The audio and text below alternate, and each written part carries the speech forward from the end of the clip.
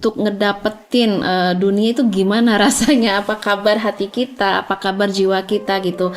Apakah ketika kamu ngejar dunia hati kamu damai, apakah kamu ketika mengharapkan dunia hati kamu tentram, hati kamu happy, hati kamu puas gitu ya. Masya Allah, ternyata luar biasa ya pengalaman spiritual kita yang dirasakan oleh hati kita, pikiran kita, perasaan kita ketika ngejar dunia itu seperti apa. Kita kayaknya rata-rata sudah sama-sama ngerasain ya.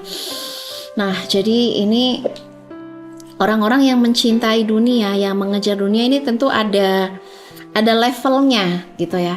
Ada yang dengan dunia itu B biasa aja, ada yang bahkan sudah menceraikan dunia, ada yang masih di level extreme interest. Ya, extreme interest itu cinta dunianya itu sudah sangat ekstrim sampai disebut dengan obses ya.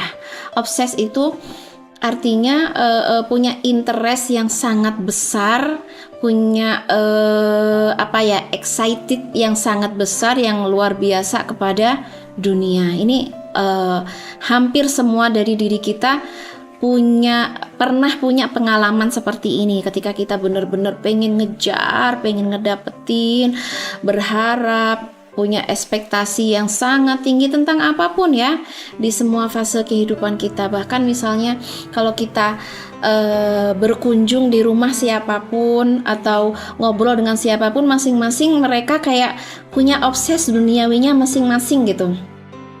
Misalnya kalau kita dari kecil gitu, obses kita tergantung ya, ini kalau dari kecil nih anak laki-laki apa anak perempuan. Kalau pengalaman aku, anak perempuan aku tuh obsesnya dari kecil itu ngumpulin jepit, ngumpulin bando, ngumpulin pita-pita. Itu hampir setiap hari beli aksesoris seperti itu. Di rumah udah banyak, udah bertumpuk, itu beli lagi dan beli lagi. Kalau sekarang yang anak aku yang kecil tuh yang laki-laki ya hampir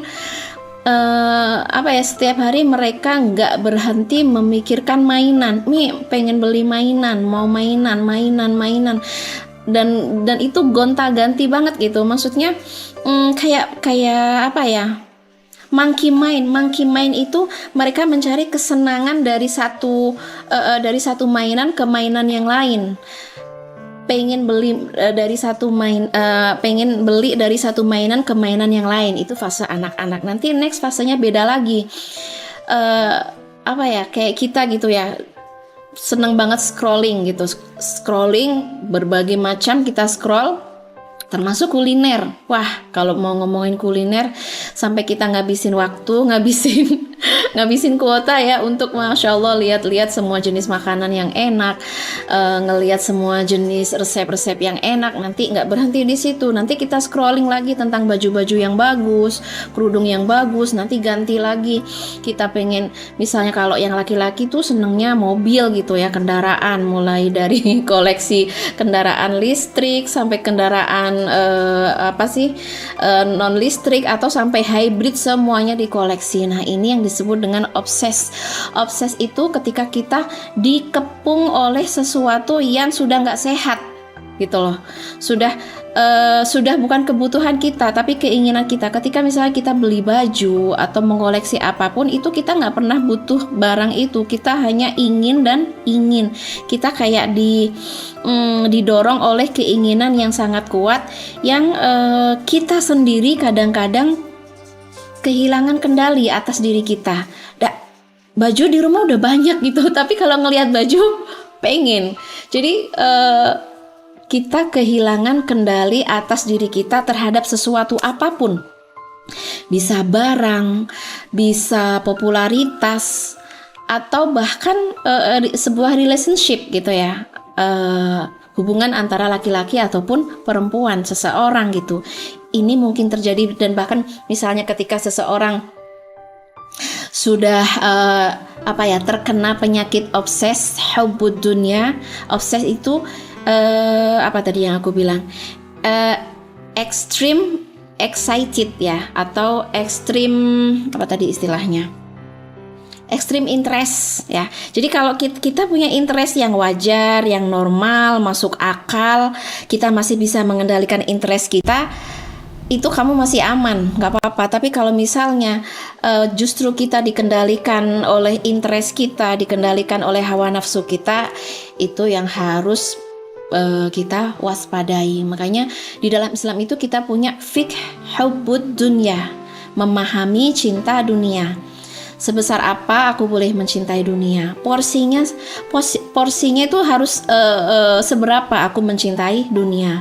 Prioritasnya ini nomor berapa dunia? Saya letakkan dunia ini di nomor berapa?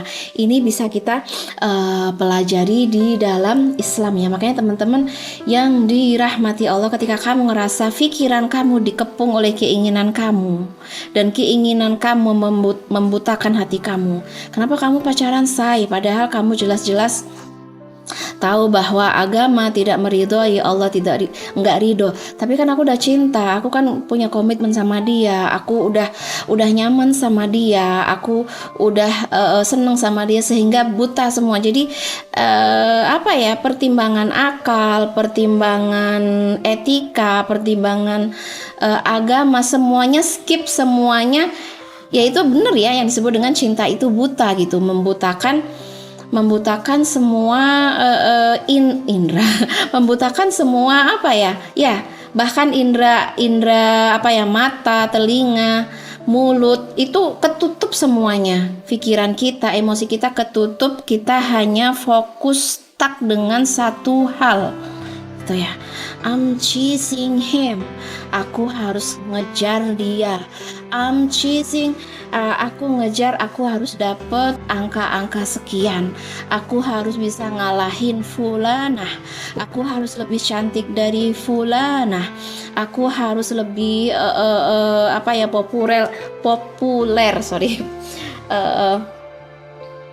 aku harus lebih populer dari fulanah, sehingga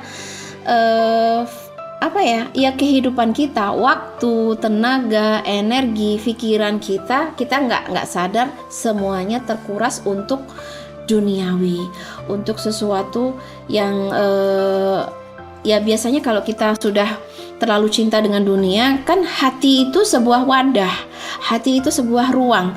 Ketika sebuah wadah atau ruang itu sudah penuh dengan duniawi, maka udah nggak ada lagi tempat untuk akhirat, nggak ada lagi tempat untuk Allah, nggak ada lagi tempat untuk iman, nggak ada lagi tempat untuk ilmu, nggak ada lagi tempat untuk etika, nggak ada lagi tempat untuk akal. Itu nggak ada, karena semuanya dibutakan oleh extreme interest, obses atau hubbud dunia yang berlebihan.